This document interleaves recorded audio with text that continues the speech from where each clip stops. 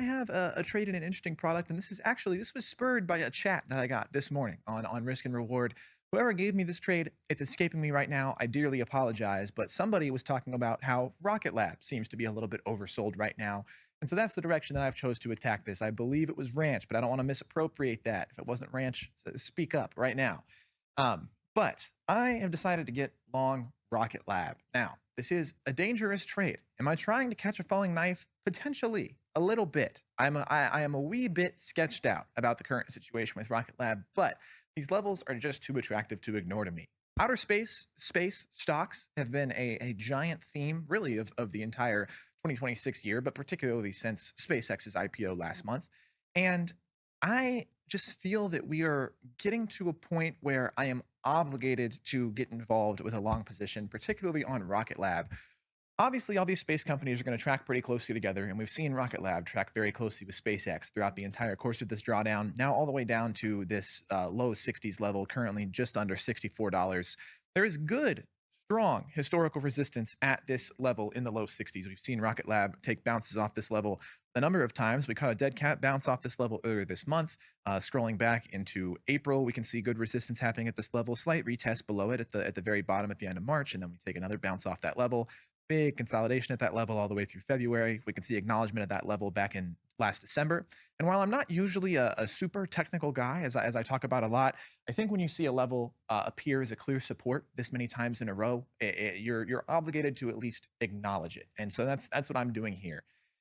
My trade itself, I am playing a 2-by-1 put ratio to the upside here, getting aggressive with the 2-by-1. This is not something that I typically do. I believe I most recently did this with Starbucks sometime last year, which was actually a 3-by-2 until I took it down into a 2-by-1. That panned out swimmingly. I don't usually do this because it's a very aggressive position. Let me show you guys the trade setup here. We're pretty much still at my exact open here. I'm up $5 notional on this position right now. You can get a fill $5 worse, or you can try for my same 11.23 fill and see if you can match it, or maybe even get a little better. Rocket Lab does seem to want to continue to work down throughout the day to day.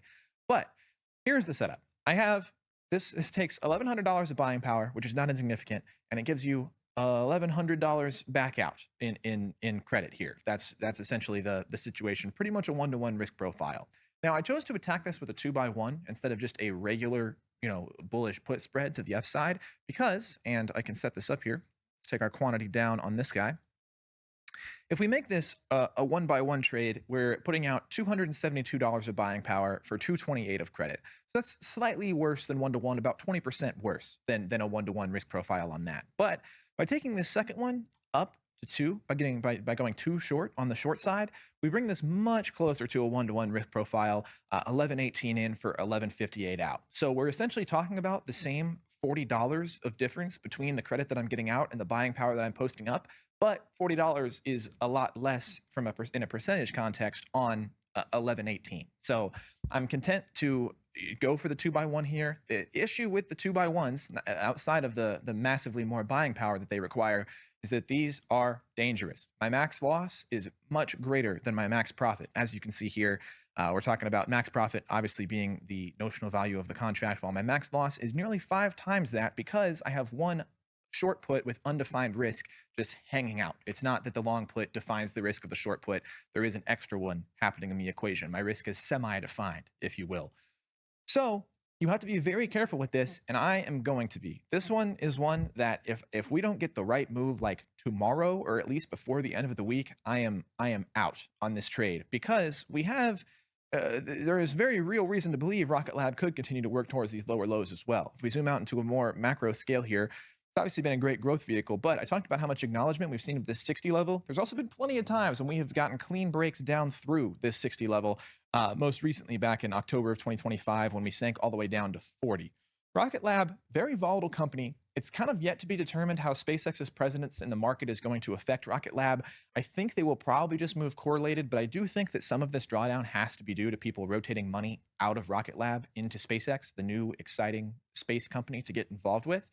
So I'm curious if that substitution effect will continue to take place, or if we will see Rocket Lab just rally alongside SpaceX, fall alongside SpaceX, and because SpaceX has been falling this entire time, that's why we see Rocket Lab continue to fall as well. I would be surprised if these start to move out of correlation. If we get days where Rocket Lab is massively up and SpaceX is massively down, or vice versa, I just don't think that'll be the case. I think we'll see this like AI or memory names, where one big bullish or bearish story for one company in the sector has the propensity to move all of the other companies in the sector, particularly if it's the biggest company in the sector in SpaceX. So very, very carefully monitoring this. If we get below 60, I will certainly be out. And quite frankly, even if we just take another 1 or 2% down tomorrow at the open, I'd probably be looking to get out of this just because of how crazy the risk profile is. But my reward to the upside is very great also. And I've taken this pretty far in the money. That's the other thing here too, is my top strike, what I need to stay above, is 60. So I'm able to get this $4 in the money at a 1-to-1 risk profile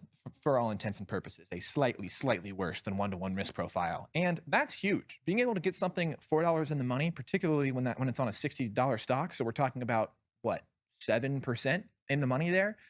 That's, I mean, that's really good, risk profile to be able to get out of this trade. I'm sorry, I'm getting ahead of myself. My brain's getting ahead of my mouth here, but that's a really good risk profile to be able to extract from this trade. Usually, and especially if you were talking about a 1-to-1 ratio, as I displayed at the beginning, if you go this deep into the money, you're going to have to pay a little bit for that. You're going to have to post up a little bit more buying power than the credit that you're getting out, because your trade is inherently more guaranteed. You're buying it already a step ahead of the market. Essentially, you're not making a prediction for the future. You're assuming that conditions will hold, or making a prediction for the future. So to price all of that in, you're going to pay a little bit of a premium. But by doing the 2x1 here, I'm hardly paying any premium at all. My risk profile is essentially 1-to-1, and I have defined but very, very high upside should things move my direction. So just going to have to be very careful and treat this one with a lot of management. And I'm just very interested to see how everything moves.